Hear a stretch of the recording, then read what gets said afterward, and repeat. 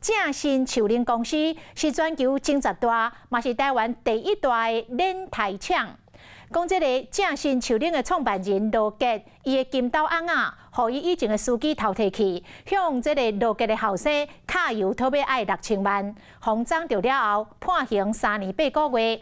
这个嫌犯讲，伊偷摕到金刀翁啊了后，良心不安，逐暝拢困袂好势。伊讲伊去有钱逼着，做毋着代志，嘛真后悔真失礼，希望罗家的人会当原谅伊。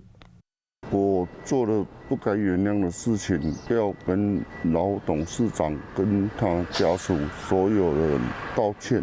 伊就是偷摕泰雅厂正新创办人罗杰黄金翁的姓涂的查甫人，较早是罗杰的司机。伊甲共犯作案了后7天，就互警察抓到啊，互法院判刑3年8个月。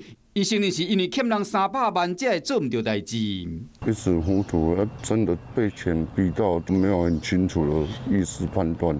伊讲偷摕黄金翁啊，放伫车顶了后，甲罗杰后生抢遐6000万。暗时你困的时，望到罗杰伫干咩，互伊真不安。非常的害怕、恐惧，对不起他，晚上都一直无法睡着。伊是罗杰在生时所请的司机，深受信任，因为欠100万的债务，将这坏脑筋动到头家身上。就觉得太扯了啦，更何况又是他自己贴身的司机。你看人唔好啊！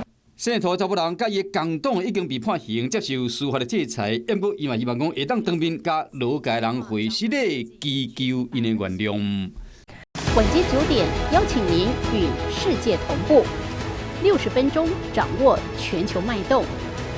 World News 9，陈雅玲世界晚报给您崭新视野。